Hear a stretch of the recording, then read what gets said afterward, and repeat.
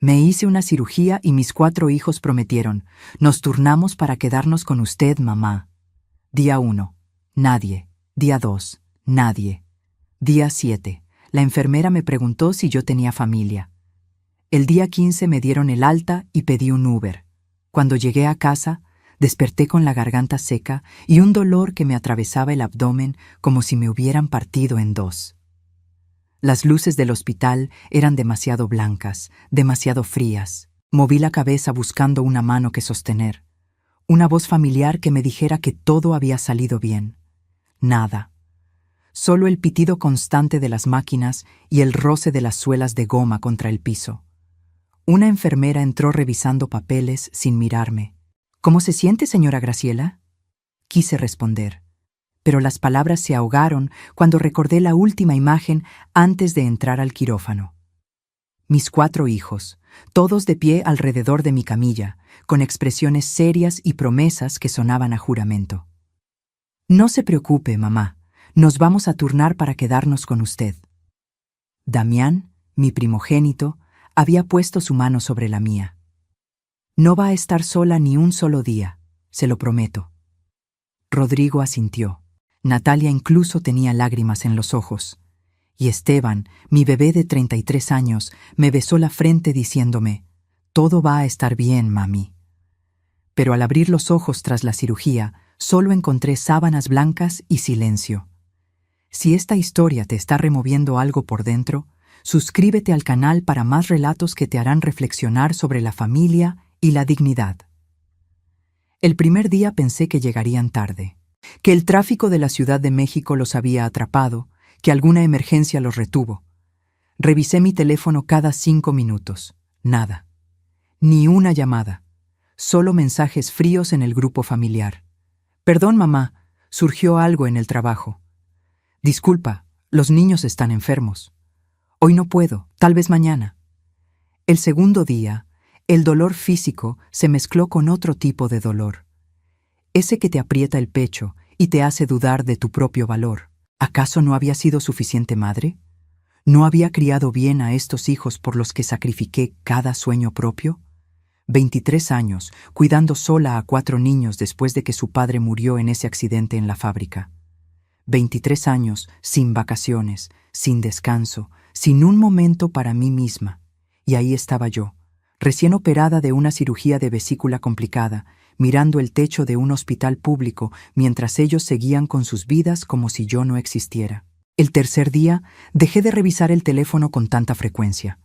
El cuarto día, dejé de esperar. El quinto día, empecé a caminar por los pasillos del hospital sola, arrastrando el suero, mordiéndome los labios para no llorar frente a las otras pacientes que sí tenían familiares a su lado.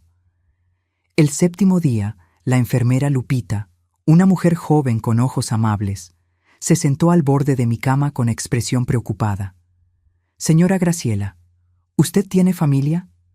La pregunta me cayó como balde de agua fría. «Tengo 4 hijos», respondí, y mi propia voz sonó hueca, como si viniera de muy lejos. Ella no dijo nada más, pero su mirada de lástima me dijo todo. En ese momento entendí que para el resto del mundo yo era una anciana abandonada.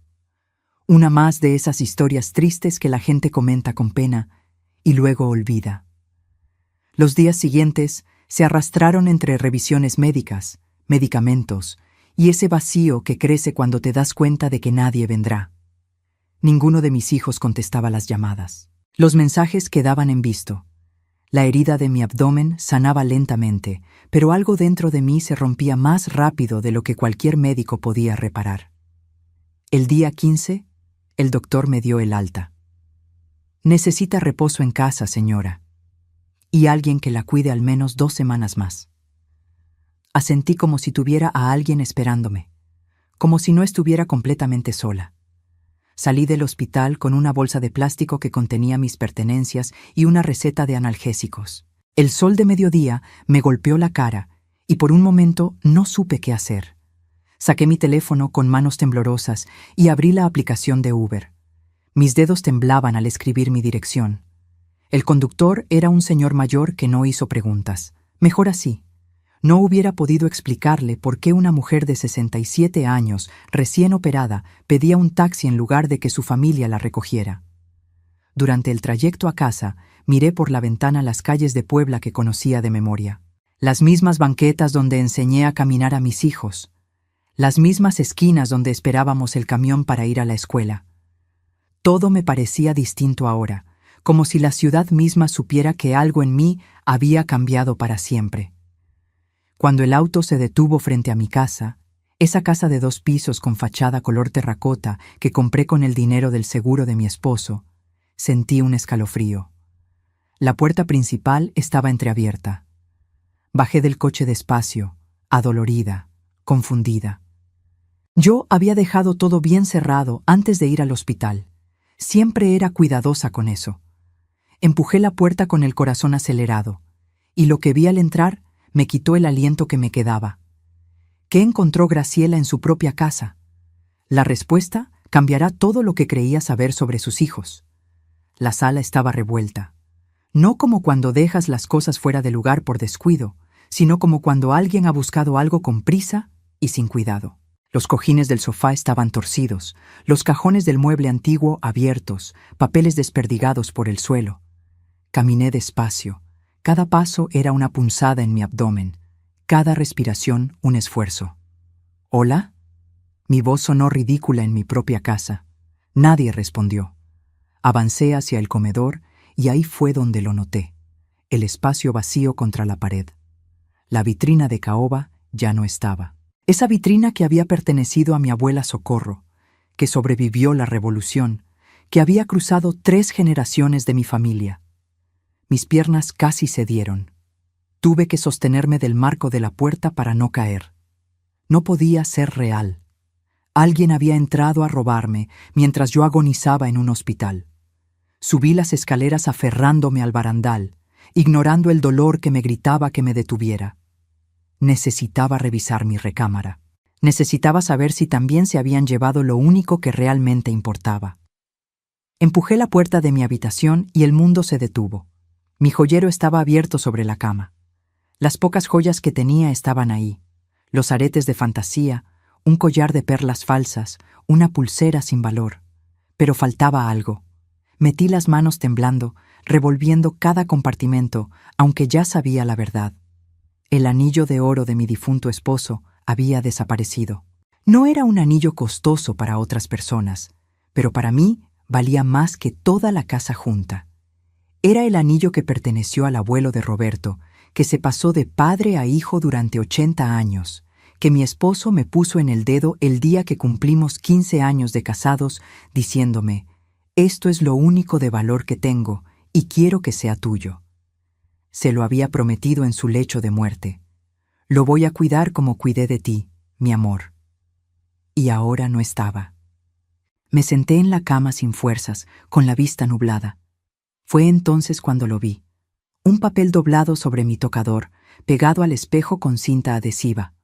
Lo tomé con manos que ya no me respondían y lo desdoblé. La letra era de Damián. «Mamá, vendimos algunas cosas para pagar gastos. No te enojes. Eran solo objetos viejos que ya no usabas. El dinero se necesitaba más. Cuando te recuperes hablamos». Leí la nota 3 veces. 4, 5. Como si las palabras fueran a cambiar de significado. Como si fuera una pesadilla de la que estaba por despertar. Gastos, objetos viejos. Mi herencia familiar era objetos viejos para ellos. Los recuerdos de mi abuela, el último pedazo de mi esposo, todo reducido a mercancía vendible para solucionar sus gastos. Me miré en el espejo y casi no reconocí a la mujer que me devolvía la mirada. Tenía el rostro demacrado, ojeras profundas, el cabello gris completamente despeinado. Pero lo peor no era mi apariencia física. Lo peor era el vacío en mis ojos. La expresión de alguien que acaba de entender que ha sido traicionada por las personas que más amaba en el mundo. Tomé mi teléfono y marqué a Damián con dedos temblorosos. Contestó al tercer tono, su voz casual, casi alegre. «Mamá, ¿ya saliste del hospital? Pensábamos ir a verte mañana. ¿Dónde está el anillo de tu padre?» No grité. Mi voz salió fría, controlada, peligrosa. Hubo un silencio breve, luego un suspiro. Mamá, necesitábamos dinero. Celeste y yo tenemos deudas.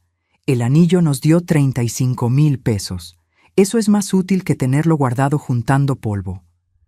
35,000 pesos. Vendieron 80 años de historia familiar por 35,000 pesos. ¿Y la vitrina de la abuela Socorro? Esa la vendió Rodrigo. Creo que sacó como 20,000.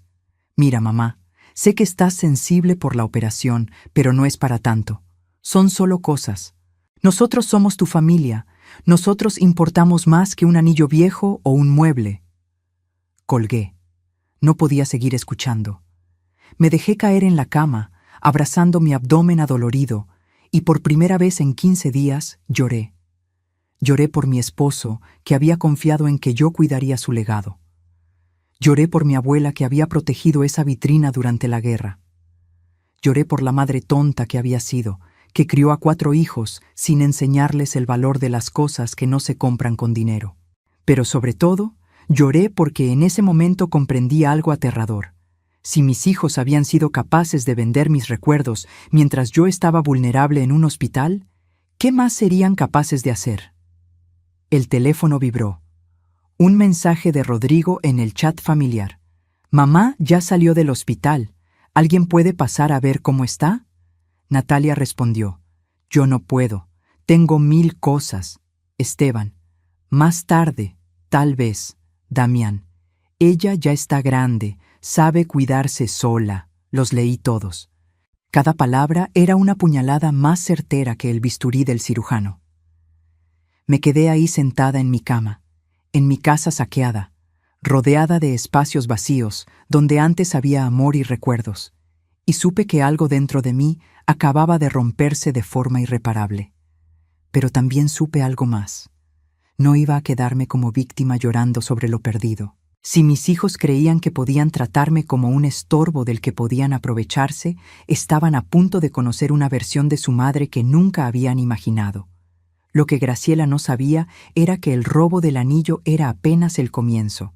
Sus 4 hijos tenían un plan mucho más oscuro, y ella estaba a punto de descubrirlo. Pasé esa primera noche en casa sin dormir, mirando el techo, sintiendo cada puntada de la herida quirúrgica mezclarse con un dolor mucho peor. Al amanecer, tomé una decisión. Necesitaba entender qué estaba pasando realmente. Mis hijos no se habían convertido en ladrones de la noche a la mañana.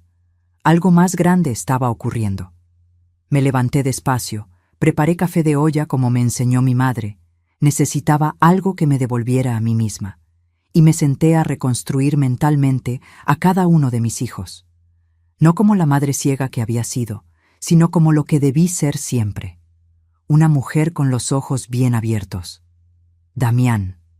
Mi primogénito de 42 años. El hijo en quien más había depositado mis esperanzas.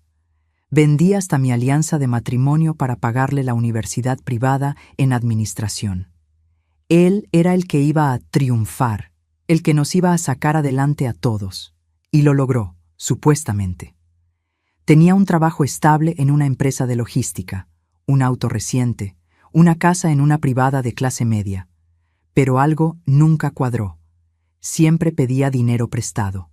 Siempre tenía una emergencia. Y estaba casado con Celeste. Celeste. Esa mujer de 38 años con uñas perfectas y bolsas de marca que yo sabía que no podían pagar. Siempre con una sonrisa plástica cuando me visitaba, siempre haciéndome preguntas que en su momento me parecían inocentes. Suegra, ¿esta casa ya está a nombre de alguien? ¿Tiene testamento? Ay, no es por nada, solo por prevenir. Las señales habían estado ahí todo el tiempo, yo simplemente no quise verlas. Rodrigo era mi segundo hijo, 39 años, contador público. El obediente, el tranquilo, el que nunca causaba problemas. O eso creía yo. En realidad era el invisible, el que dejaba que su esposa Yanira tomara todas las decisiones. Yanira, una mujer de voz chillona y ambiciones grandes, que trabajaba en un banco y vivía obsesionada con progresar.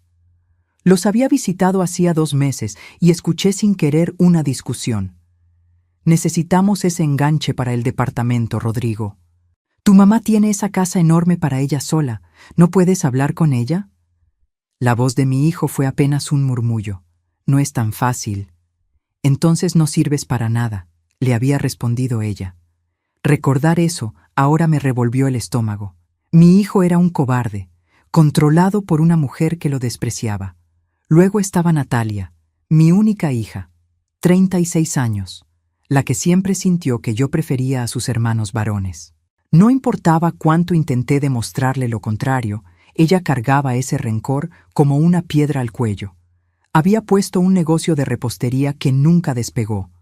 La última vez que hablamos, hacía 3 semanas, me pidió 50,000 pesos prestados para invertir en equipo nuevo. Le dije que no tenía esa cantidad. Me colgó diciéndome, siempre fuiste tacaña conmigo, pero para Damián, todo. Y finalmente, Esteban, mi bebé de 33 años. El que nunca maduró porque yo nunca lo obligué. El que seguía viviendo de trabajos temporales, el que cambiaba de novia cada 6 meses, el que había estudiado 3 carreras sin terminar ninguna. Hace un mes vino a pedirme prestados 20,000 pesos por una emergencia médica. Le di 15,000 de mis ahorros, lo único que tenía para mis propias emergencias. 2 días después lo vi en Facebook, en un casino de Querétaro. No era una emergencia médica, era una deuda de juego. Todos mentían, todos necesitaban dinero, todos estaban desesperados.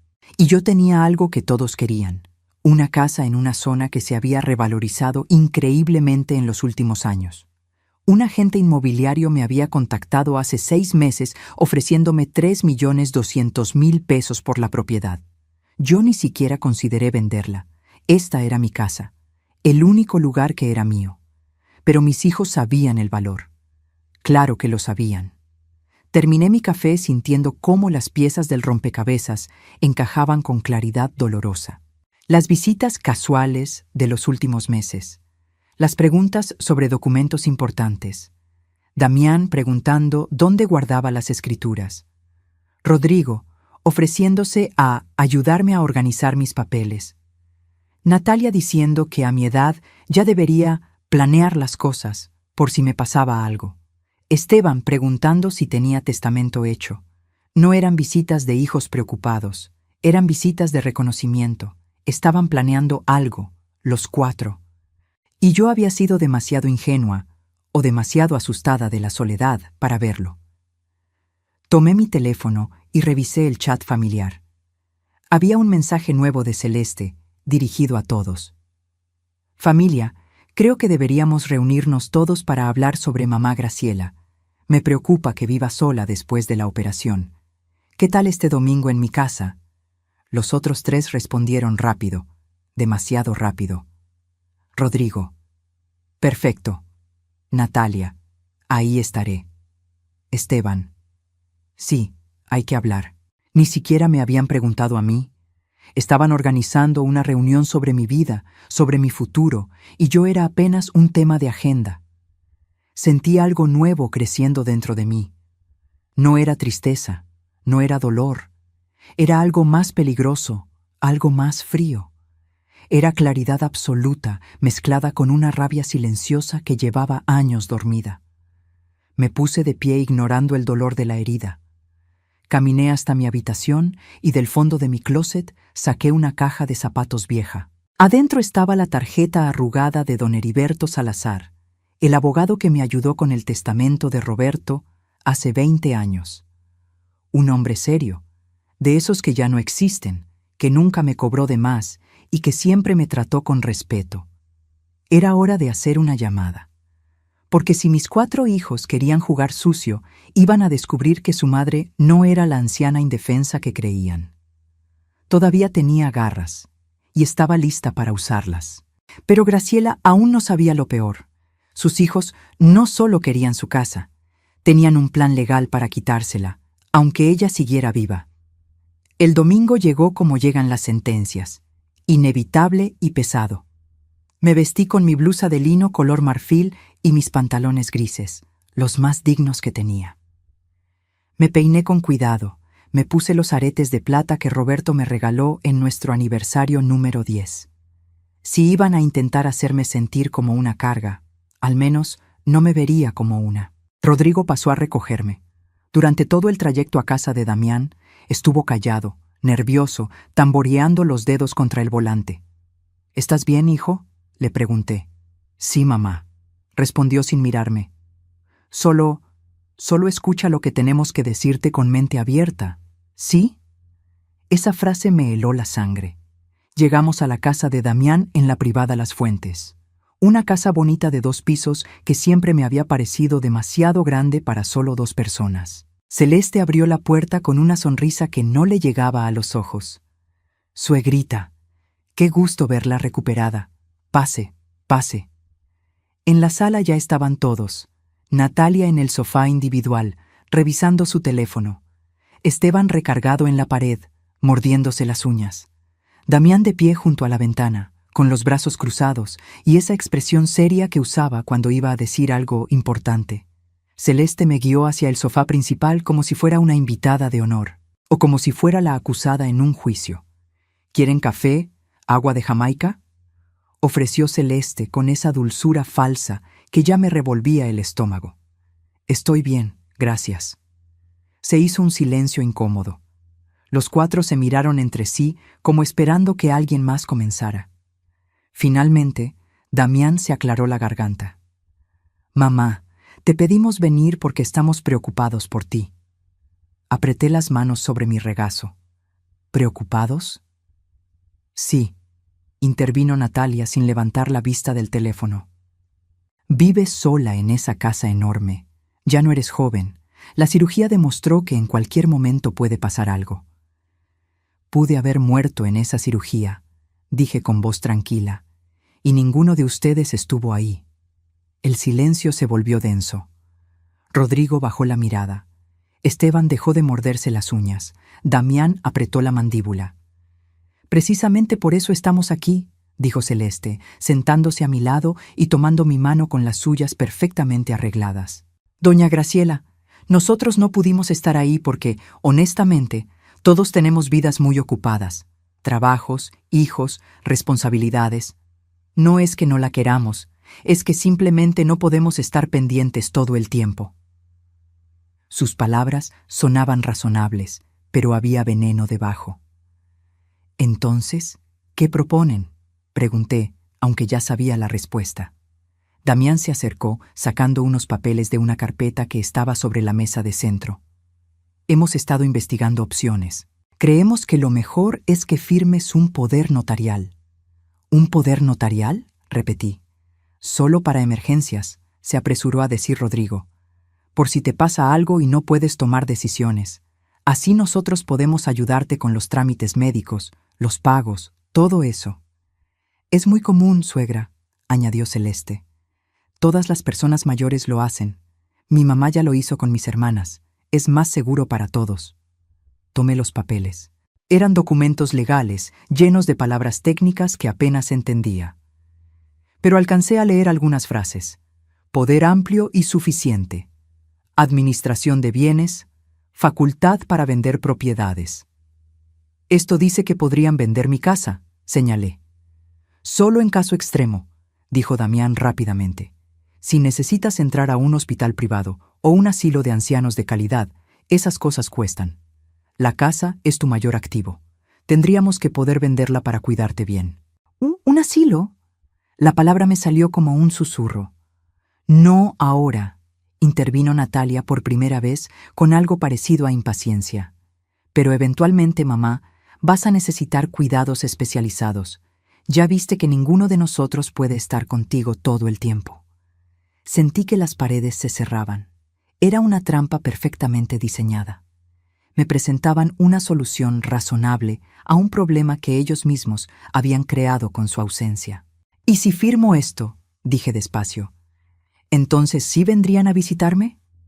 ¿Entonces sí tendría a mi familia de regreso? Esteban finalmente habló, con voz suave, casi infantil. Claro que sí, mami. Es que ahorita todo está muy complicado, pero si tú estás protegida legalmente, todos nos sentiremos más tranquilos. Miré a mi hijo menor, el niño que amamanté, que curé de fiebres, que abracé en cada pesadilla. Y vi a un extraño que me mentía con la misma facilidad con que respiraba. Además, añadió Celeste acercándome una pluma, si firmas hoy, Damián y yo te prometemos que nos turnaremos para visitarte cada semana. Y estoy segura de que los demás también. ¿Verdad, familia? Todos asintieron, como buitres esperando que la presa finalmente se rindiera. Tomé la pluma. Vi cómo los ojos de todos brillaban con anticipación. Damián incluso sonrió. Acerqué la pluma al papel, y entonces recordé algo. Una tarde de lluvia, muchos años atrás. Roberto estaba enfermo, ya sabíamos que le quedaban pocos meses. Me tomó la mano y me dijo: Graciela, cuando yo me vaya, nuestros hijos van a querer que tomes decisiones rápidas. Van a presionarte. Por favor, prométeme algo. Nunca dejes que nadie te quite tu dignidad. Esta casa es tuya. Tu vida es tuya. No dejes que nadie te haga sentir que eres una carga. Solté la pluma. Necesito pensarlo, dije levantándome. Son documentos legales importantes. Quiero que mi abogado los revise primero. El ambiente cambió instantáneamente. La máscara de preocupación se resquebrajó. ¿Tu abogado?, preguntó Damián con tono irritado. Mamá, esto es entre familia. No necesitas un abogado. Cualquier persona sensata revisa documentos legales antes de firmar, respondí con calma. ¿O eso me enseñaste tú cuando estudiaste administración, no, Damián? Natalia se puso de pie. Esto es ridículo. Te estamos ofreciendo ayuda y tú no sales con desconfianza. No es desconfianza, mentí. Solo quiero estar segura de lo que estoy firmando. Celeste cambió de estrategia. Las lágrimas aparecieron de la nada.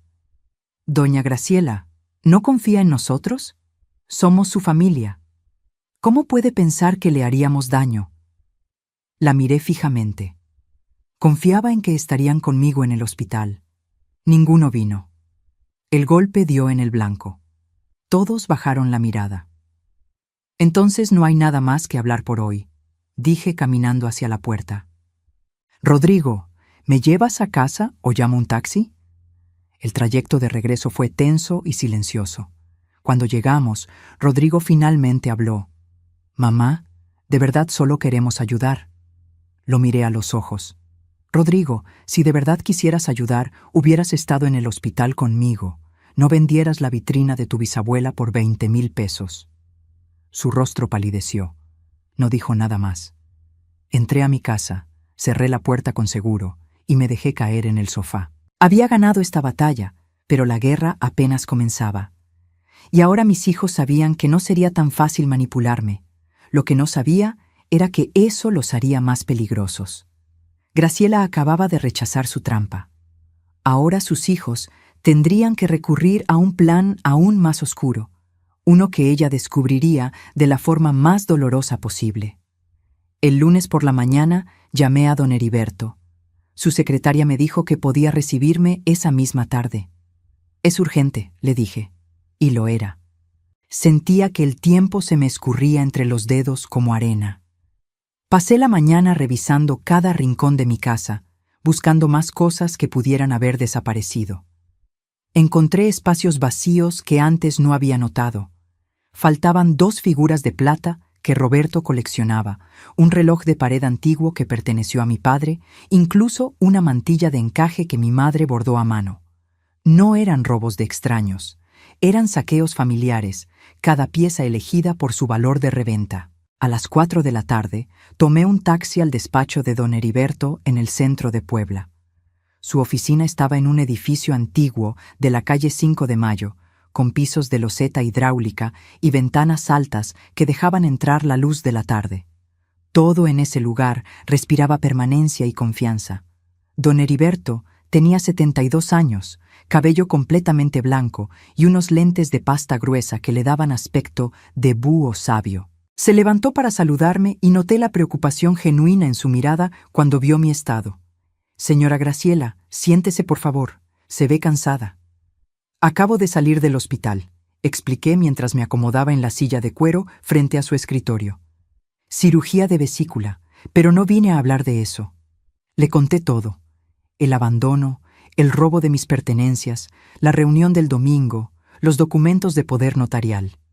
Mientras hablaba, don Heriberto tomaba notas con una pluma fuente, su expresión volviéndose cada vez más seria.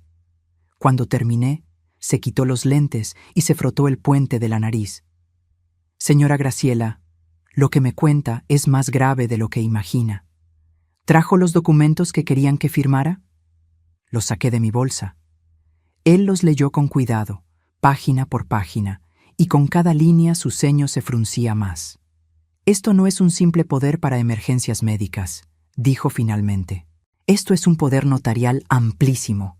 Si hubiera firmado, sus hijos tendrían control total sobre todos sus bienes. Podrían vender su casa sin su consentimiento, vaciar sus cuentas bancarias, incluso internarla en una institución contra su voluntad. Sentí que el aire se me escapaba de los pulmones. ¿Pueden hacer eso? Con este documento sí. Y lo peor es que está redactado de forma que parece inofensivo. Pero los detalles técnicos son devastadores. Hizo una pausa. Señora Graciela, tengo que decirle algo más, y no será fácil de escuchar. Mi corazón se aceleró. ¿Qué cosa? Don Heriberto abrió un cajón de su escritorio y sacó una carpeta. Hace 2 meses, su hijo Damián vino a este despacho. No me reconoció porque quien lo atendió fue mi socia, la licenciada Morales. Él vino a hacer consultas sobre herencias en vida, sobre cómo una persona mayor podría transferir propiedades a sus hijos, sobre el proceso para declarar a alguien legalmente incapaz. El mundo se inclinó bajo mis pies. ¿Incapaz? Sí. Preguntó específicamente qué se necesitaba para que un juez declarara a una persona incapaz de administrar sus propios bienes por cuestiones de salud mental o física. Don Heriberto abrió la carpeta y me mostró las notas. La licenciada Morales le explicó el proceso. Se necesitan evaluaciones médicas, declaraciones de familiares, pruebas de que la persona no puede tomar decisiones por sí misma. Pero yo estoy perfectamente bien de la cabeza, dije, aunque mi voz temblaba. Eso no importa si consiguen médicos que digan lo contrario. Y créame, con dinero y las conexiones correctas, no es difícil. Se inclinó hacia adelante. Señora Graciela, sus hijos no solo quieren su casa, están planeando quitarle su autonomía completa. Me quedé en silencio, procesando. Todo encajaba con una claridad aterradora. La reunión del domingo no era solo para convencerme de firmar. Era el primer paso de un plan más grande. Si no firmaba voluntariamente, buscarían otra manera. ¿Qué más averiguó?, pregunté, porque algo en la expresión de don Heriberto me decía que había más. Él dudó, pero finalmente continuó. Hice algunas llamadas. Tengo contactos en bancos, en juzgados. No es ético, pero usted es mi clienta y me preocupa su bienestar. Sacó más papeles. Su hijo Esteban tiene deudas registradas en el buró de crédito por 180,000 pesos. Principalmente con casas de apuestas en línea y préstamos personales con intereses altísimos. 180,000 pesos. Mi hijo menor estaba hundido hasta el cuello. Natalia, continuó don Heriberto, tiene un negocio de repostería que está técnicamente en quiebra. Debe 3 meses de renta de su local, tiene proveedores sin pagar y una demanda pendiente de Hacienda por evasión fiscal. Estamos hablando de unos 250,000 pesos en deudas totales. Cada cifra era una puñalada. Rodrigo y su esposa Yanira solicitaron un crédito hipotecario hace un mes para comprar un departamento en una zona nueva de la ciudad. El banco se los aprobó condicionado a que dieran un enganche de 400,000 pesos. No lo tienen. Ya se comprometieron con el vendedor y si no pagan en 3 semanas, pierden un anticipo de 50,000 pesos que ya dieron. Y Damián, dije con voz hueca, sabiendo que lo peor vendría al final. Don Heriberto asintió gravemente. Damián y Celeste tienen deudas de tarjetas de crédito por 300,000 pesos, pagos atrasados de su auto, y hace 6 meses pidieron un préstamo a una financiera de esas irregulares, de las que cobran el doble si no pagas a tiempo. Deben 120,000 pesos y los intereses están corriendo. Hice los cálculos mentales. Entre los 4, mis hijos debían más de 1 millón de pesos, y mi casa valía 3.200.000. Todos necesitan dinero urgentemente, murmuré. Todos están desesperados. Exactamente. Y usted es su solución. Don Heriberto cerró la carpeta. Señora Graciela, entiendo que son sus hijos. Entiendo que esto debe doler de una manera que no puedo imaginar. Pero necesita protegerse. Ya. ¿Qué me recomienda? Primero, cambiar su testamento inmediatamente. Segundo, actualizar los beneficiarios de cualquier cuenta bancaria o seguro. Tercero, considerar vender la casa y mudarse a un lugar donde ellos no la encuentren fácilmente. No voy a huir de mis propios hijos, dije con firmeza sorprendente. Esta es mi casa. La compré con el dinero del seguro de Roberto. La mantuve trabajando de costurera durante años. Es mía. Entonces tenemos que ser más astutos que ellos. Don Heriberto se reclinó en su silla, pensativo. ¿Tiene a alguien en quien confíe? ¿Alguien fuera de sus hijos? Pensé en mi sobrina Leonor, la hija de mi hermana Magdalena, que murió de cáncer hace 7 años. Leonor había sido como una hija para mí. Trabajaba como enfermera, era madre soltera de 2 niños, y siempre, siempre me había tratado con respeto y cariño. Me visitaba cada mes sin falta, me llamaba cada semana solo para saber cómo estaba. Mi sobrina Leonor, dije, ¿confía en ella completamente? Con mi vida. Bien, entonces vamos a hacer lo siguiente. Don Heriberto empezó a escribir. Vamos a crear un nuevo testamento donde Leonor sea la principal beneficiaria de la casa. También vamos a establecer un fideicomiso con instrucciones claras. Si alguien intenta declararte incapaz o internarte contra tu voluntad, automáticamente todo pasa a Leonor y a una fundación benéfica que tú elijas. ¿Una fundación? Para ancianos abandonados. Será su legado, señora Graciela, y será la mejor venganza, que sus hijos sepan que su avaricia no solo les costó su herencia, sino que ayudó a personas que ellos trataron de crear. Por primera vez en días, algo parecido a una sonrisa tocó mis labios. Me gusta esa idea. Hay algo más, añadió don Heriberto. Sus hijos van a intentar algo pronto. Están desesperados. Necesitamos estar preparados. Necesitamos evidencia de sus verdaderas intenciones. ¿Cómo? Dejándolos creer que tienen ventaja. Se quitó los lentes y me miró fijamente. Señora Graciela, ¿estaría dispuesta a actuar? Lo que don Heriberto le propuso a Graciela era arriesgado. Pero era la única manera de descubrir hasta dónde estaban dispuestos a llegar sus propios hijos. Salí del despacho de don Heriberto con un plan, pero también con un peso en el pecho que apenas me dejaba respirar. Tenía que actuar como si nada hubiera cambiado, como si siguiera siendo la madre ingenua y confiada de siempre. Pero por dentro, algo se había endurecido, algo que nunca volvería a ser blando. Los siguientes días fueron extraños. Mis hijos me llamaban más seguido, pero no para preguntar cómo estaba. Era para pasar a visitarme, para ayudarme con cosas de la casa, para seguir presionando sutilmente sobre los documentos. Yo los recibía con té y galletas, fingiendo que consideraba su propuesta, diciéndoles que necesitaba más tiempo. El viernes por la tarde estaba en la cocina preparando arroz, cuando escuché mi teléfono vibrar sobre la mesa. Era una llamada entrante de Damián. No contesté a tiempo, pero no colgó. La llamada seguía activa. Entonces escuché voces, muchas voces. Mi hijo había llamado sin querer, o el teléfono se había activado en su bolsillo. Lo que fuera, ahora podía escuchar todo. «Estás siendo necia», era la voz de Damián, clara y frustrada. «Ya van 2 semanas desde la reunión y sigue con que su abogado tiene que revisar los papeles». «Tu mamá nunca fue tonta del todo», respondió Celeste. «Por eso hay que cambiar de estrategia». Me quedé paralizada con el teléfono pegado a la oreja. Estaban en altavoz. Podía escuchar el eco de un lugar cerrado, probablemente el auto de Damián. «¿Y qué propones?», era la voz de Rodrigo. «Lo que te dije la semana pasada», respondió otra voz femenina. «Yanira». Si no firma por las buenas, la declaramos incapaz. Conseguimos un psiquiatra que certifique que tiene demencia senil, que no puede vivir sola. ¿Y cómo vamos a hacer eso?, preguntó Esteban. Mamá está bien de la cabeza. No importa, dijo Damián con tono frío, práctico. Rodrigo, tu amigo Octavio es psiquiatra, ¿no? El que te debe ese favor. Sí, pero... pues úsalo. Que vaya a evaluar a mamá, que diga en su reporte que tiene deterioro cognitivo severo, que es un peligro para sí misma. Con eso y las firmas de los 4, un juez firma la incapacidad en una semana.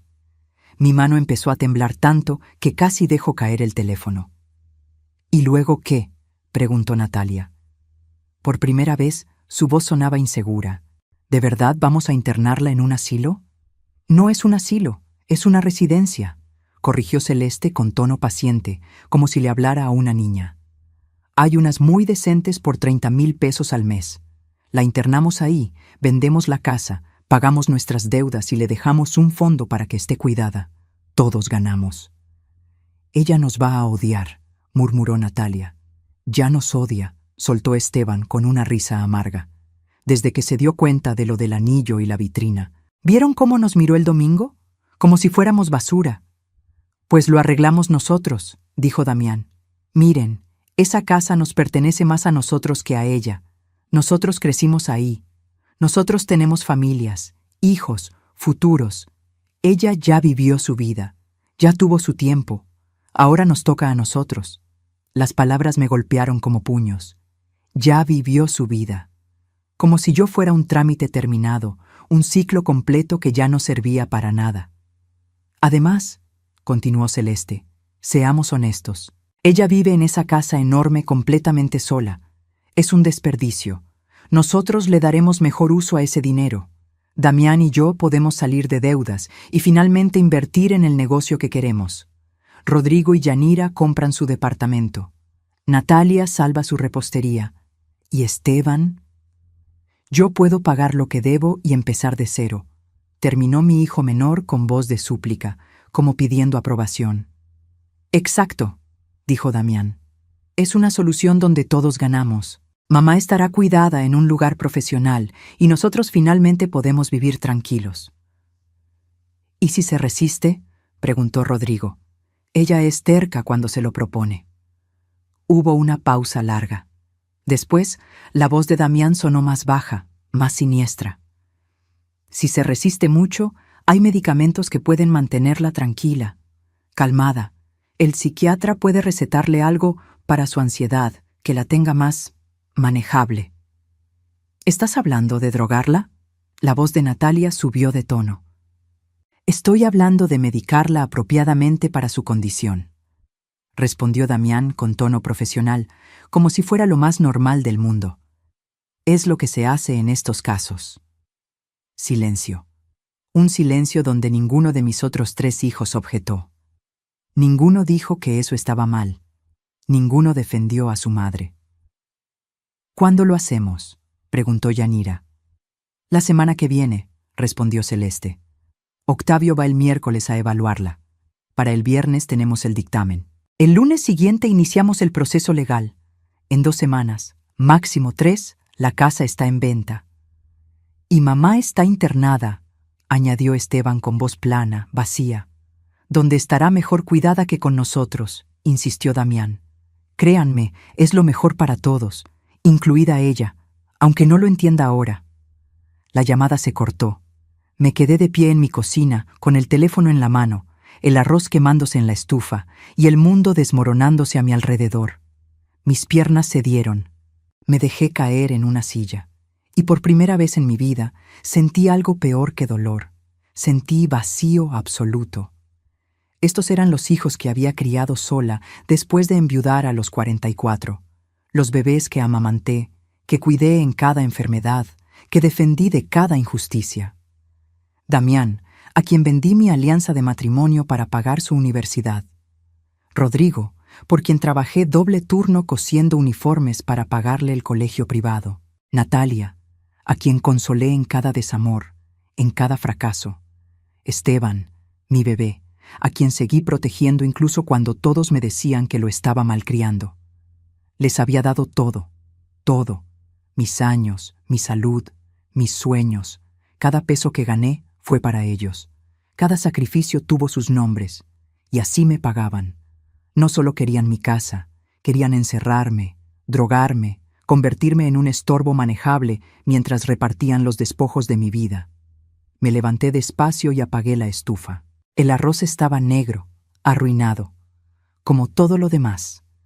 Fui a mi habitación y me senté frente al espejo del tocador.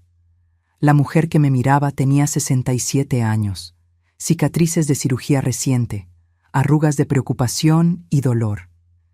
Pero también tenía algo nuevo en los ojos, algo duro, algo peligroso. Tomé mi teléfono y busqué la grabación de la llamada. Ahí estaba. 17 minutos de audio perfectamente claro. Las voces de mis 4 hijos planeando mi destrucción. Sentí algo extraño crecer en mi pecho. No era tristeza. Ya había agotado todas mis lágrimas. Esto era diferente. Era claridad absoluta mezclada con determinación de acero. Marqué a don Heriberto. Contestó al segundo tono. «Señora Graciela, ¿está bien?» «No», respondí con voz sorprendentemente calmada. «Pero voy a estarlo. Necesito que venga a mi casa mañana temprano. Tengo una grabación que debe escuchar, y necesito que preparemos todo lo que discutimos. Ya no podemos esperar más». «¿Qué pasó?» «Mis hijos acaban de mostrarme quiénes son realmente, y yo voy a mostrarles quién soy yo». Esa noche no dormí. Me quedé sentada en la sala, en la oscuridad, con la grabación en mi teléfono y una claridad mental que no había tenido en años. Mis hijos habían cometido un error. Creyeron que era débil. Creyeron que mi amor de madre me haría ciega y obediente. Pero se olvidaron de algo importante. Antes de ser su madre, yo era Graciela Mendoza. La mujer que sobrevivió a la pobreza. La que crió 4 hijos sola. La que convirtió dolor en fortaleza una y otra vez. Si querían guerra, tendrían guerra, pero sería en mis términos, y esta vez ganaría yo. Graciela ya no era la víctima, ahora era la estratega, y su plan para recuperar su dignidad apenas estaba comenzando. Don Heriberto llegó a mi casa a las 8 de la mañana del sábado. Traía consigo a la licenciada Morales, su socia, una mujer de unos 50 años con mirada inteligente y modales directos que me cayeron bien de inmediato. Les serví café y pan dulce que había comprado temprano en la panadería de Don Chuy. Necesitaba mantener las apariencias de normalidad. Luego puse el teléfono sobre la mesa y reproduje la grabación. Vi cómo sus expresiones cambiaban conforme escuchaban. Don Heriberto apretaba la mandíbula. La licenciada Morales tomaba notas rápidas, subrayando frases específicas. Cuando terminó, el silencio en mi cocina era denso como niebla. «Esto es oro puro», dijo la licenciada Morales finalmente. «Es evidencia directa de conspiración para cometer fraude, intento de despojo y hasta podríamos argumentar intento de secuestro. Con esta grabación, cualquier intento legal de ellos queda destruido». «Pero no quiero destruirlos», dije, y ambos abogados me miraron sorprendidos. «Quiero que aprendan, quiero recuperar mi dignidad y quiero que entiendan lo que hicieron, pero no quiero verlos en la cárcel». Don Heriberto asintió lentamente. «Entonces necesitamos un plan más sutil, más devastador emocionalmente que legalmente». «Exactamente», dije. «Quiero que sientan lo que yo sentí. Quiero que pierdan lo que creyeron ganado, y quiero que sea por sus propias acciones, no por las mías». Durante las siguientes 2 horas diseñamos el plan. Era arriesgado, requería que yo actuara de forma convincente, pero era perfecto. Haría que mis hijos revelaran su verdadera naturaleza ante testigos, ante autoridades, ante ellos mismos. «¿Estás segura de que puede hacer esto?», preguntó la licenciada Morales. «Va a requerir que actúe como si estuviera perdiendo la memoria, como si estuviera confundida. Va a ser doloroso fingir debilidad». «He fingido estar bien durante semanas mientras me desangraba por dentro», respondí. Puedo fingir estar mal durante unos días si eso me devuelve mi vida. Firmamos los nuevos documentos ese mismo día. El testamento quedó modificado. La casa iría a Leonor y una parte sustancial a una fundación que crearíamos para ancianos abandonados por sus familias. Los beneficiarios de mis cuentas bancarias cambiaron. Todo quedó protegido, blindado legalmente. Ahora viene lo difícil, dijo don Heriberto. Tiene que llamar a sus hijos y actuar como si algo estuviera mal. Tiene que plantarles la semilla de que su plan está funcionando. Esa tarde llamé a Damián. Dejé que el teléfono sonara varias veces antes de contestar, como si me costara trabajo encontrarlo. «Bueno», dije con voz ligeramente confundida. «¿Mamá? Soy Damián». «¿Damián? Ah, sí, hijo. ¿Cómo estás?» Hice una pausa. «Perdón, ¿ya habíamos hablado hoy?» Silencio del otro lado. Podía sentir sus engranajes mentales girando. «No, mamá, no hemos hablado. ¿Estás bien?» Sí, estoy bien. Solo que no recuerdo si tomé mi medicina esta mañana. Dejé las pastillas en algún lado y no las encuentro». Dejé salir una risa nerviosa. La verdad es que últimamente olvido muchas cosas. El otro día no recordaba dónde guardé las escrituras de la casa. Qué tontería, ¿verdad? Otro silencio. Este más largo, más calculador. ¿Las escrituras? ¿Las de la casa? Sí, esas. Las necesitaba para... Bueno, ya ni recuerdo para qué las necesitaba. Suspiré. Ay, hijo, creo que tienes razón. Tal vez sí necesito ayuda con estas cosas. Vivir sola está siendo más difícil de lo que pensaba. Mamá. La voz de Damián cambió. Se volvió más suave, más interesada. ¿Quieres que vaya a verte? Puedo pasar mañana, ayudarte a buscar tus papeles, organizarte las medicinas. ¿Mañana es domingo?, pregunté como si no lo supiera.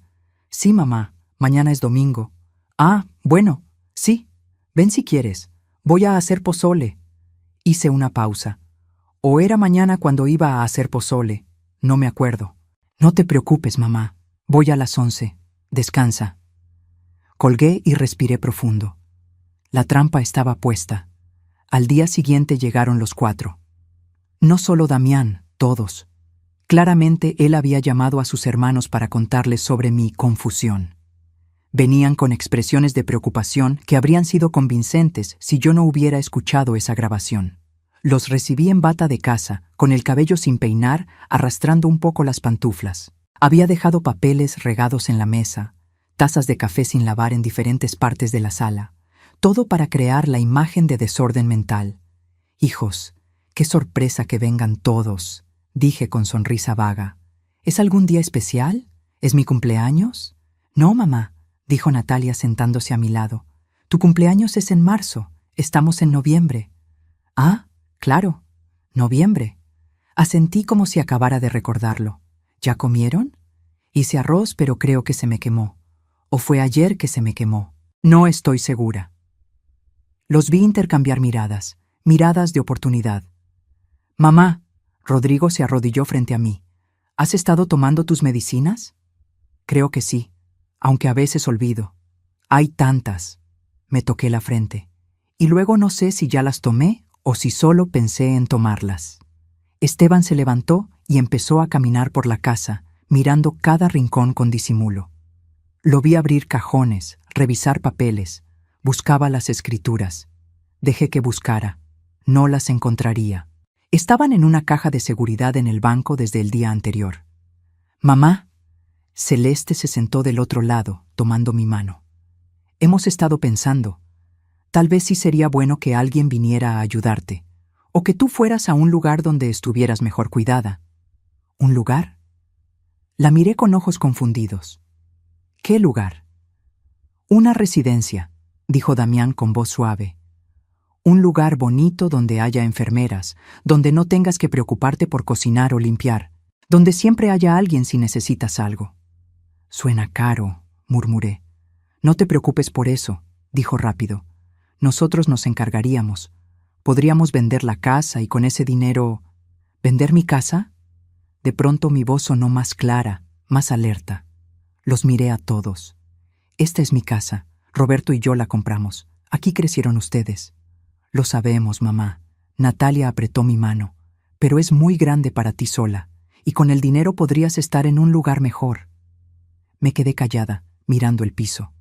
Dejé que pensaran que estaba considerándolo. Luego dije algo que sabía que los tentaría hasta el límite. Tal vez tengan razón. Estoy muy cansada, muy confundida. Levanté la vista.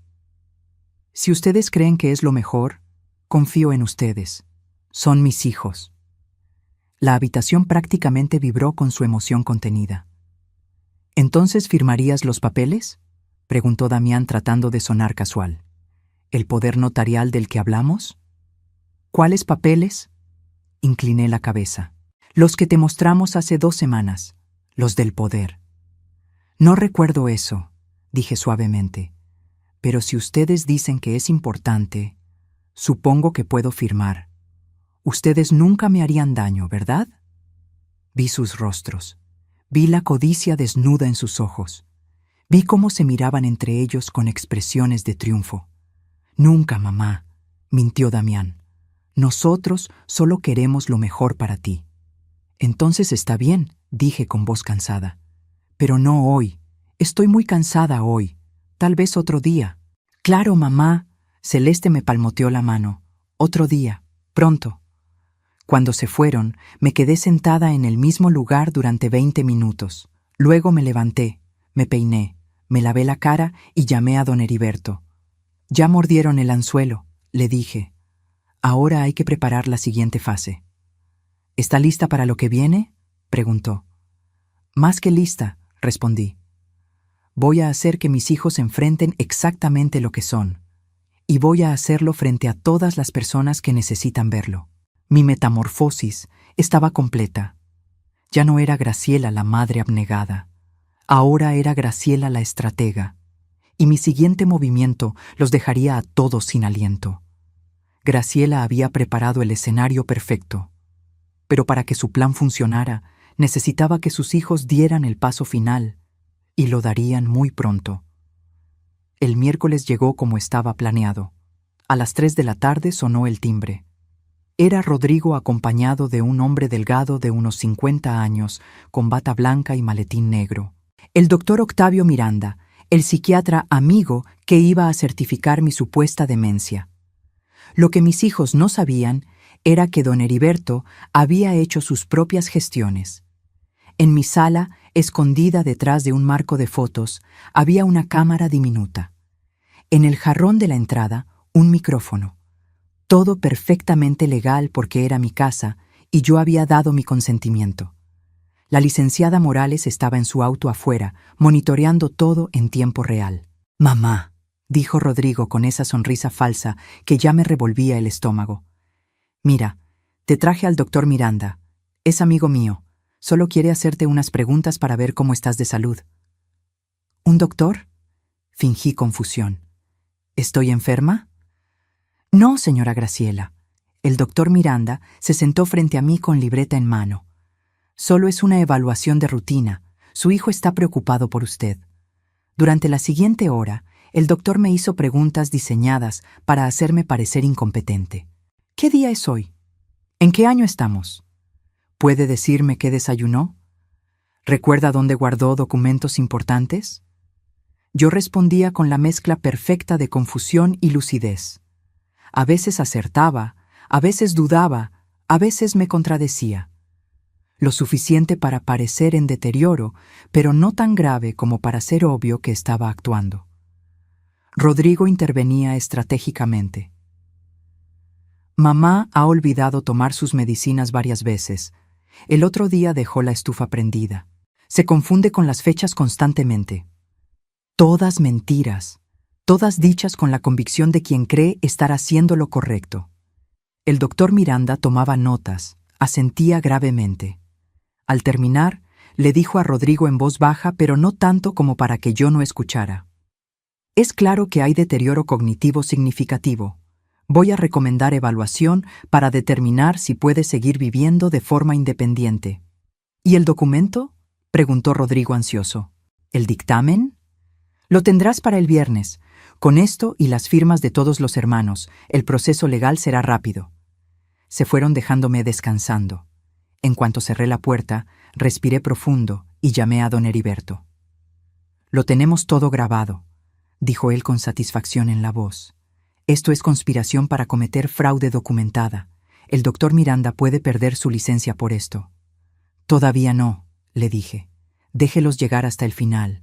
Quiero que se hundan solos». El viernes, como anticipado, Damián me llamó para organizar una reunión familiar urgente para el domingo. «Es importante, mamá. Vamos a hablar sobre tu futuro». Su voz era miel envenenada. «¿Mi futuro?», pregunté con voz pequeña. «Sí, mamá, para que estés mejor cuidada. Te queremos». El domingo llegaron todos a las 11 de la mañana, pero esta vez no venían solos. Damián traía una carpeta gruesa con documentos. Celeste traía folletos de residencias para adultos mayores. Todos vestían formal, como si fuera una ocasión especial. Lo que no sabían era que yo también había invitado a algunos otros. Los recibí en la sala, sentada en mi sofá favorito, con la misma bata de casa y expresión confundida de días anteriores. «Hijos, qué bonito que vengan todos. ¿Es Navidad?» «No, mamá», dijo Natalia sentándose. «Es noviembre todavía. Recuerda que hablamos de esto». Damián abrió su carpeta. «Mamá, trajimos los papeles que necesitas firmar. Es para tu protección». «Rodrigo te explicó que el doctor vino a verte, ¿verdad?» «¿Un doctor?», parpadeé. «Creo que sí. Creo que vino alguien». «Sí, mamá». Rodrigo se acercó. «Y él dice que necesitas ayuda, que ya no puedes vivir sola, así que vamos a ayudarte». «Encontramos un lugar hermoso». Celeste puso los folletos frente a mí. «Mira, tiene jardines, enfermeras las 24 horas, actividades. Vas a estar muy bien ahí». Tomé los folletos con manos temblorosas. Eran de un asilo de ancianos barato en las afueras de la ciudad. Nada de los 30,000 pesos al mes que habían mencionado en su conversación. Este costaba 9,000. Ni siquiera iban a gastar en internarme decentemente. «¿Me van a llevar a vivir ahí?», pregunté con voz quebrada. «Es lo mejor», dijo Esteban, sin poder mirarme a los ojos. «Ahí vas a estar cuidada». «¿Y mi casa?» «Nosotros nos encargaremos de la casa». Damián puso los documentos frente a mí. «Por eso necesitas firmar esto. Es un poder para que podamos vender la casa y administrar el dinero para pagar tu residencia». «Pero yo quiero mi casa», dije, y dejé que mi voz temblara. «Esta es mi casa. Aquí vivo con Roberto». Hubo un silencio incómodo. Natalia se aclaró la garganta. «Mamá, papá murió hace 23 años». «¿Murió?». Abrí los ojos grandes. «¿Cuándo?». «Perfecto. Los tenía justo donde los quería». Vi sus expresiones, mezcla de lástima falsa e impaciencia real. Creían que había ganado. «Mamá», Damián puso la pluma en mi mano. «Firma aquí. Nosotros cuidaremos todo. Confía en nosotros». Tomé la pluma. Acerqué el papel. Vi cómo todos contenían la respiración, y entonces sonó el timbre. Todos se tensaron. «¿Esperas a alguien, mamá?», preguntó Celeste con molestia apenas contenida. «No lo sé», dije con confusión genuina en este caso. ¿Esperaba a alguien? Rodrigo fue a abrir la puerta, y su cara palideció cuando vio quién estaba ahí. Don Heriberto entró primero, con su portafolio de cuero y su expresión seria. Detrás de él venía la licenciada Morales, y detrás de ella, mi sobrina Leonor, con lágrimas en los ojos pero la mandíbula apretada. «¿Qué está pasando aquí?», preguntó don Heriberto con voz que retumbó en la sala. «¿Y usted quién es?». Damián se puso de pie, su postura defensiva. «Soy Heriberto Salazar, abogado de la señora Graciela Mendoza, y esta reunión se terminó». «Esto es un asunto familiar», dijo Celeste. «No tiene nada que ver con usted. Tiene todo que ver conmigo cuando están intentando cometer fraude contra mi clienta», respondió la licenciada Morales, sacando su propia carpeta.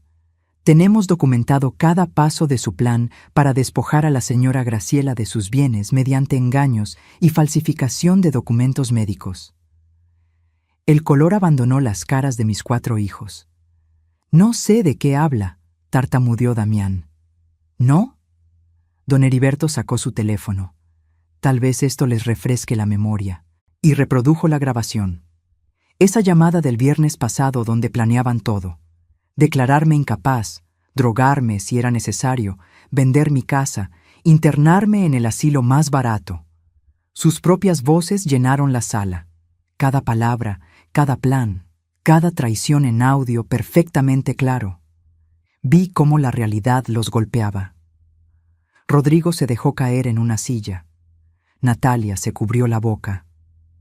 Esteban miraba el piso como si quisiera que se lo tragara. Celeste y Yanira se miraron entre sí con pánico. Y Damián, mi hijo mayor, en quien más había confiado, apretó los puños con furia impotente. Eso fue una conversación privada, logró decir. Que tu madre escuchó, respondí, y mi voz ya no era la de una anciana confundida. Era clara, fuerte, firme. Llamaste sin querer, Damián, y escuché cada palabra de tu plan para destruirme. Me puse de pie despacio. Ya no arrastraba los pies. Ya no temblaba. Los miré a cada uno, uno por uno. Ustedes creyeron que era una vieja tonta, continué. Creyeron que podían manipularme, robarme, encerrarme. Creyeron que mi amor de madre me haría ciega. Mamá. Rodrigo intentó hablar. No. Mi voz salió como látigo. Ya no soy tu mamá. Una madre es alguien a quien respetas, a quien cuidas, a quien amas. Yo fui eso para ustedes. Pero ustedes para mí fueron ladrones esperando que me muriera. Leonor se acercó y me tomó del brazo. Su presencia era un ancla. Ahora van a escuchar lo que va a pasar, dijo don Heriberto. La señora Graciela ha modificado su testamento. Esta casa, junto con un porcentaje importante de sus bienes, irá a su sobrina Leonor y a una fundación para ancianos abandonados. Una fundación que llevará el nombre de su difunto esposo, Roberto Mendoza. «No pueden hacer eso», gritó Celeste. «Somos su familia». «Ustedes dejaron de ser familia el día que la abandonaron en el hospital», respondió la licenciada Morales con frialdad. «Pero hay más. Tenemos documentadas todas sus acciones, el robo del anillo y la vitrina, la conspiración con el doctor Miranda, quien por cierto ya está siendo investigado por el Colegio de Médicos, y el intento de fraude mediante documentos falsos. Podríamos presentar cargos criminales», continuó don Heriberto, «pero la señora Graciela, en su infinita generosidad, ha decidido no hacerlo». Los 4 me miraron con mezcla de alivio y confusión. «Sin embargo», añadí yo, «hay condiciones. Las condiciones que Graciela estaba a punto de imponer cambiarían todo, y sus hijos finalmente entenderían el precio real de la traición». El silencio en mi sala era tan denso que podía cortarse con cuchillo. Mis 4 hijos me miraban como si me vieran por primera vez. Y tal vez era cierto, porque la mujer que tenían frente a ellos ya no era la madre sumisa que conocieron. «Siéntense», ordené. No fue una sugerencia, fue una orden, y obedecieron como niños asustados. Leonor se quedó de pie a mi lado, su mano todavía en mi brazo. Don Heriberto y la licenciada Morales se posicionaron detrás del sofá, como testigos silenciosos de este juicio familiar. «Voy a decirles exactamente lo que va a pasar», comencé con voz calmada pero letal. «Y van a escuchar cada palabra sin interrumpir, ¿entendido?» Nadie respondió. Lo tomé como un sí. Primero, el anillo de su padre y la vitrina de mi abuela. Saqué de mi bolsillo un sobre. Lo abrí y dejé caer sobre la mesa un fajo de billetes. «Aquí están los 55,000 pesos que obtuvieron por vender las únicas cosas que tenían verdadero valor sentimental para mí». Don Heriberto se encargó de rastrear las ventas y recuperar el dinero de sus cuentas. Damián abrió la boca para protestar, pero don Heriberto levantó una mano. «Todo legal. La señora Graciela presentó las denuncias correspondientes. Ustedes vendieron propiedades robadas. Técnicamente, podrían enfrentar cargos. Pero no lo harán», continué, porque yo no voy a denunciarlos, no porque no lo merezcan, sino porque no quiero que mis nietos crezcan visitando a sus padres en la cárcel. Vi cómo esa mención a mis nietos los golpeaba. Natalia comenzó a llorar silenciosamente. Segundo, esta casa. Caminé hacia la ventana y miré hacia la calle donde había jugado con ellos cuando eran niños. Esta casa que compramos su padre y yo con el dinero de su seguro de vida. Esta casa que mantuve trabajando hasta que me sangraban los dedos de tanto coser. Esta casa donde los crié a los 4. Esta casa ya no será de ustedes. Mamá, por favor, empezó Esteban. Mi testamento, lo interrumpí, establece claramente que al morir, el 60% del valor de esta casa irá para Leonor, quien ha sido más hija para mí en estos últimos años que ninguno de ustedes. El 40% restante irá a la Fundación Roberto Mendoza para ancianos abandonados. Damián se puso de pie de golpe. Eso es injusto. Nosotros somos tus hijos biológicos. Siéntate, Damián. Mi voz cortó el aire. Porque todavía no termino. Se sentó despacio, la rabia contorsionándole el rostro. Además de eso, saqué otro papel de mi bolsillo. Don Heriberto preparó un documento muy interesante. Se llama Declaración de Intención Vital. En él establezco que si en algún momento alguien intenta declararme incapaz sin mi consentimiento, o internarme contra mi voluntad, o administrar mis bienes sin una orden judicial debidamente fundamentada, automáticamente se activa una cláusula. Todo, absolutamente todo, pasa de inmediato a Leonor y a la Fundación. Ustedes quedan fuera completamente, sin un peso, sin nada. La licenciada Morales agregó: este documento está registrado ante notario y tiene copias en 3 instituciones bancarias diferentes. Es impugnable solo con mi muerte o con evidencia médica de múltiples especialistas independientes. El doctor Miranda ya no podrá ayudarlos.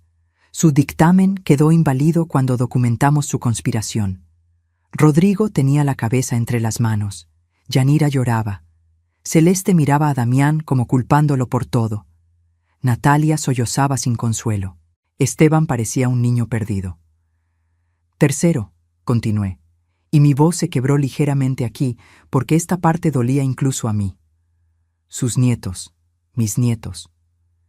Levanté la vista y los miré directamente. Sebastián tiene 8 años, Valeria tiene 6, los mellizos de Rodrigo tienen 5 y Andrea, la hija de Natalia, tiene 4. Nombrarlos me costó, porque a ellos sí los amaba sin condiciones. Ellos no tienen culpa de lo que ustedes hicieron. Así que he creado un fideicomiso educativo para cada uno. 200,000 pesos por niño, que recibirán cuando cumplan 18 años, exclusivamente para educación universitaria. Vi sorpresa en sus rostros. No esperaban eso.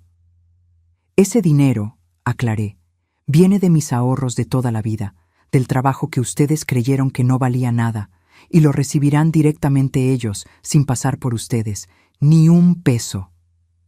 Mamá. Natalia intentó hablar entre lágrimas. No. Levanté mi mano. Ustedes tuvieron su oportunidad de hablar cuando planeaban drogarme, cuando decidieron que yo ya había vivido suficiente. Ahora me toca a mí. Caminé de regreso al centro de la sala y los enfrenté a todos. Cuarto, el doctor Octavio Miranda. Ya presentamos una queja formal ante el Colegio de Psiquiatras. Su evaluación falsa está siendo investigada. Probablemente pierda su licencia. Y ustedes, miré específicamente a Rodrigo, van a tener que explicarle a tu amigo por qué lo involucraste en un fraude. Rodrigo palideció aún más. Quinto, los documentos que trajeron hoy para que yo firmara. Don Heriberto los tomó de la mesa. Quedaron anulados en el momento en que reprodujimos la grabación. Son evidencia de intento de fraude. Los guardamos por si algún día deciden intentar algo similar. Hice una pausa. Respiré profundo. Lo que venía era lo más difícil. Y sexto, ustedes. Los miré uno por uno. Mi primogénito que vendió mi pasado por 35,000 pesos. Mi segundo hijo, que fue demasiado cobarde para defender a su madre. Mi única hija que confundió mi amor con preferencia y convirtió resentimiento en venganza. Mi hijo menor que nunca maduró y ahora pagaba el precio. Yo los amé con cada fibra de mi ser, dije, y las lágrimas comenzaron a rodar por mis mejillas. Les di todo, mi juventud, mi salud, mis sueños. Cuando su padre murió y me quedé sola con 4 niños menores de 19 años, pude haberme rendido. Pude haber buscado quien me mantuviera, pero no lo hice porque ustedes eran mi mundo. Mi voz se quebró, pero continué. Trabajé turnos dobles. Vendí hasta mi alianza de matrimonio. Cosí hasta que mis dedos sangraban. Me salté comidas para que ustedes comieran. Usé ropa vieja para que ustedes tuvieran uniforme nuevo. Y cuando crecieron y formaron sus familias, seguí dándoles. Dinero para enganches, para emergencias, para sus negocios. Nunca les dije que no cuando necesitaban algo. Damián tenía lágrimas en los ojos ahora. Todos las tenían. Y cuando finalmente yo los necesité, cuando estuve en ese hospital enfrentando una cirugía que pudo matarme, ninguno de ustedes apareció. Ni uno solo. Mi voz subió de volumen. Me abandonaron en el momento más vulnerable de mi vida. Y luego, mientras yo me recuperaba sola, entraron a mi casa y me robaron. Vendieron los únicos recuerdos tangibles que me quedaban de las personas que amé. Lo sentimos, sollozó Natalia. ¿Lo sienten? Mi risa fue amarga. ¿Sienten haberlo hecho o sienten que los atrapé? Nadie respondió. La respuesta estaba clara en sus caras avergonzadas. Esto es lo que va a pasar ahora, dije con firmeza recuperada. Pueden seguir siendo parte de mi vida o pueden irse, pero si se quedan, será bajo mis términos. Nada de visitas falsas buscando oportunidades. Nada de preguntas sobre dinero o herencias. Nada de manipulaciones. Saqué el último documento de mi bolsillo. Don Heriberto preparó un acuerdo. Si quieren tener alguna relación conmigo de ahora en adelante, lo firman. En él se comprometen a respetar mis decisiones, a no intentar manipularme o controlarme, y a aceptar que mi testamento y mis bienes son asunto mío y de nadie más. ¿Y si no firmamos?, preguntó Damián con voz ronca. Lo miré directo a los ojos. Entonces no vuelven a poner un pie en esta casa, no vuelven a llamarme, y cuando yo muera se enterarán por el periódico. El peso de esas palabras cayó sobre ellos como lápida. Tienen una semana para decidir, dije. Don Heriberto les enviará copias del acuerdo. Si firman, podemos intentar reconstruir algo. No será lo mismo, nunca volverá a ser lo mismo. Pero tal vez, con años de esfuerzo genuino de su parte, podamos tener algún tipo de relación. Me acerqué a la puerta y la abrí. Ahora váyanse. Todos. Necesito descansar. Y necesito que esta casa vuelva a sentirse como mi hogar, no como un campo de batalla. Uno por uno se levantaron. Celeste y Yanira salieron rápido, sin mirar atrás. Esteban se detuvo frente a mí, con lágrimas rodando por su cara. Mamá, yo. Pero no encontró las palabras, solo bajó la cabeza y salió. Rodrigo me miró con ojos rojos. Perdóname. Fue todo lo que dijo antes de irse. Natalia se detuvo y me abrazó. Yo no le devolví el abrazo. Toda mi vida creí que no me querías, susurró. Y ahora entiendo que siempre me quisiste. Fui yo quien no supo verlo. La solté suavemente. Tienes una semana, Natalia. Damián fue el último, mi primogénito, el niño en quien deposité tantas esperanzas. Se paró frente a mí con el orgullo destrozado. Creí que estaba haciendo lo correcto, dijo con voz quebrada. Creí que te estaba protegiendo. No, Damián, respondí con cansancio infinito. Creíste que estabas protegiendo tu herencia. Hay una diferencia enorme. Se fue sin decir más. Cerré la puerta y me apoyé contra ella. Las lágrimas que había contenido finalmente salieron. Leonor me abrazó mientras yo lloraba. Lo hiciste bien, tía, susurró. Fue lo correcto. ¿Por qué duele tanto hacer lo correcto?, pregunté entre sollozos. Porque el amor real siempre duele cuando lo traicionan, respondió. Pero también sana, ya lo verás. Don Heriberto y la licenciada Morales se despidieron poco después, dejándome sola con Leonor. Nos sentamos en la sala, en silencio, mientras la tarde se convertía en noche. Graciela había ganado la batalla, pero el verdadero desafío apenas comenzaba: aprender a vivir con la victoria.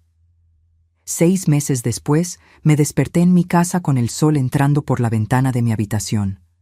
La herida de la cirugía había sanado completamente, pero las cicatrices invisibles tomaban más tiempo. Algunas mañanas todavía dolían. Me levanté despacio, ya no por dolor físico, sino por costumbre. Preparé café de olla en la cocina, que ahora se sentía más grande y más silenciosa, pero también más mía. Mientras el aroma llenaba el espacio, recordé cómo había sido esa primera mañana después de la confrontación. El vacío. La sensación de haber ganado una guerra pero perdido una familia. Excepto que no la había perdido toda. Leonor venía a visitarme 2 veces por semana. Sus hijos, mis sobrinos nietos de 7 y 9 años, llenaban la casa de risas los domingos. Ellos no cargaban el peso de la traición ni las expectativas. Solo traían amor simple, honesto, sin condiciones. Y luego estaban mis propios nietos. De mis 4 hijos, solo Natalia firmó el acuerdo. Lo hizo después de 3 días de la fecha límite. Llegó sola una tarde lluviosa con los ojos hinchados y el papel en las manos. No espero que me perdones, había dicho, pero quiero intentarlo. Quiero que Andrea conozca a la verdadera tú, no a la abuela que yo inventé en mi cabeza por mi propio resentimiento. Y lo estaba intentando. Venía cada 15 días, siempre puntual, siempre respetuosa. No preguntaba por dinero, no mencionaba la herencia, solo traía a Andrea y tomábamos té mientras la niña jugaba en el jardín. Las conversaciones eran incómodas al principio, llenas de silencios pesados, pero lentamente, muy lentamente, estábamos construyendo algo nuevo, algo honesto. Los otros 3 no firmaron. Damián intentó negociar. Envió mensajes diciendo que el acuerdo era demasiado severo, que necesitaba términos más justos. Don Heriberto le respondió que no había negociación posible. No volvimos a saber de él. Me enteré por Natalia que él y Celeste se divorciaron 2 meses después de todo. Aparentemente, cuando quedó claro que no habría herencia que perseguir, Celeste decidió buscar mejores oportunidades en otro lado. Rodrigo mandó una carta escrita a mano que llegó 4 semanas después de la confrontación. No pedía perdón directamente, pero explicaba cómo Yanira lo había manipulado durante años, cómo se había sentido atrapado entre su esposa y su madre, cómo eligió mal. La carta terminaba diciendo: «Entiendo si no quieres volver a verme. Solo quería que supieras que yo sí te quise, mamá. Solo que no supe cómo demostrarlo». No firmó el acuerdo, pero tampoco volvió a pedir nada. Existíamos en un limbo mutuo de respeto distante. Esteban simplemente desapareció. Natalia me contó que había huido a Guadalajara para escapar de sus acreedores. Cada tanto me llegaban noticias de terceros, que estaba trabajando en un restaurante, que había conocido a alguien que seguía apostando. Era como tener un hijo fantasma, presente en mi memoria pero ausente de mi vida. Y extrañamente, con el tiempo, esa ausencia dolió menos. Caminé hacia mi estudio, la habitación que había convertido en oficina de la fundación. Sobre el escritorio había pilas de solicitudes, cartas de agradecimiento, fotografías de ancianos que ahora recibían ayuda gracias a la Fundación Roberto Mendoza. Habíamos ayudado a 17 personas en estos 6 meses, ancianos abandonados en hospitales sin familia, abuelos desalojados de sus propias casas por hijos codiciosos, personas de la tercera edad que necesitaban apoyo legal para proteger sus bienes. Cada historia era un espejo de la mía, y cada vez que ayudábamos a alguien, sentía que la traición de mis hijos adquiría un significado más grande. Su egoísmo había sembrado semillas de protección para otros. Leonor manejaba la parte administrativa de la fundación con eficiencia y corazón. Don Heriberto ofrecía servicios legales pro bono 2 días al mes. La licenciada Morales daba talleres gratuitos sobre protección patrimonial para adultos mayores. Yo, con mi experiencia de primera mano, hablaba con cada persona que llegaba buscando ayuda. Les contaba mi historia, les mostraba que sobrevivir era posible, que recuperar la dignidad era posible, y por primera vez en décadas sentía que mi vida tenía propósito más allá de ser madre. El timbre sonó sacándome de mis pensamientos. Era Leonor con carpetas bajo el brazo y una sonrisa en el rostro. «Tía, tengo noticias», dijo mientras entraba. «¿Recuerdas al señor Villegas? ¿El que sus hijos intentaron vender su terreno mientras estaba hospitalizado?» «Claro». Ganó el caso. El juez declaró nula la venta y multó a los hijos por fraude. Además, implementó medidas de protección. Me pidió que te dijera que gracias por darle el valor de luchar. Sentí calidez en el pecho. Eso es maravilloso. Pasamos la mañana revisando nuevos casos, planificando eventos de recaudación, organizando talleres. A la 1 preparé comida para ambas. Arroz rojo, pollo en mole verde, tortillas recién hechas. Leonor me ayudó a poner la mesa y comimos hablando de todo y de nada, como lo hacen las familias reales. Por la tarde, después de que Leonor se fue, me senté en el jardín con una taza de té. Observé las bugambilias que Roberto había plantado hace 30 años, todavía floreciendo vibrantes y fuertes. Sobrevivientes, como yo. Mi teléfono vibró. Un mensaje de Natalia. «Tía, Andrea pregunta si puede quedarse a dormir este viernes. Quiere que le enseñes a hacer las galletas de nuez que tanto le gustan». Respondí. «Claro, dile que compro los ingredientes». Otro mensaje, este de un número desconocido. «Señora Graciela, soy Mariana Torres. La licenciada Morales me dio su contacto. Mi suegra está pasando por una situación similar a la suya. ¿Podríamos hablar?» Respondí. «Llámeme mañana a las 10. Con gusto la escucho». Guardé el teléfono y miré el cielo que comenzaba a teñirse de naranja con el atardecer. Pensé en Roberto, en cómo habría manejado él todo esto. Probablemente con menos teatro y más directa acción legal. Pero creo que estaría orgulloso de mí de todas formas. Orgulloso de que finalmente aprendí a no dejar que nadie me quitara mi dignidad. Pensé en mis hijos, en el amor que sentí por ellos cuando nacieron, en los sacrificios que hice sin dudarlo, en las esperanzas que deposité en ellos. Todo eso había sido real. No era un error amar profundamente. El error fue amar sin límites, sin esperar reciprocidad, sin exigir respeto.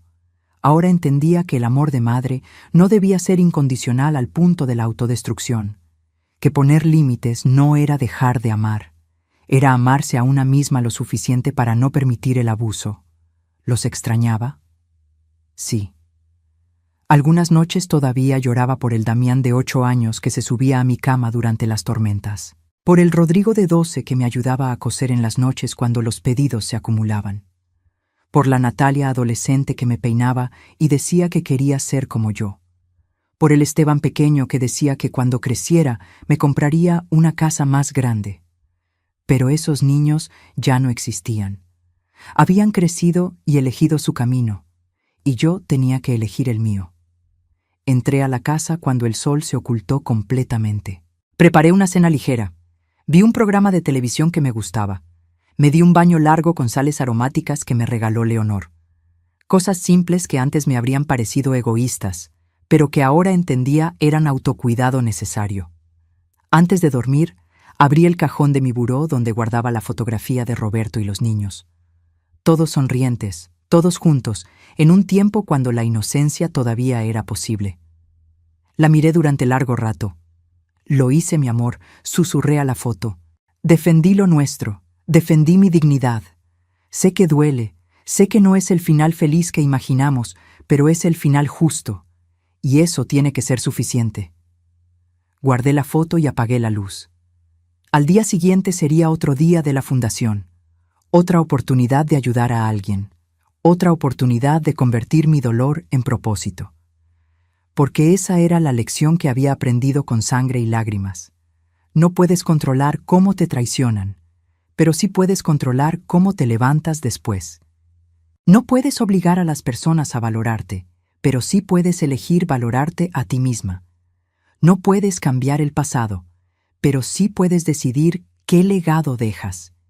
Y mi legado ya no sería ser la madre que lo dio todo hasta quedarse vacía. Sería ser la mujer que cuando tocó fondo, encontró la fuerza para construirse alas. Cerré los ojos con una última verdad resonando en mi mente. Mis hijos me enseñaron que la familia no es sangre, es lealtad. Perdí 4 hijos, pero gané mi dignidad. Y eso, nadie me lo puede quitar. Esta es mi historia. La historia de Graciela Mendoza, una mujer de 67 años que sobrevivió al abandono, la traición y el intento de despojo por parte de sus propios hijos. Una mujer que tuvo que elegir entre el amor ciego y el amor propio. Si estás leyendo esto y pasas por algo similar, quiero que sepas algo.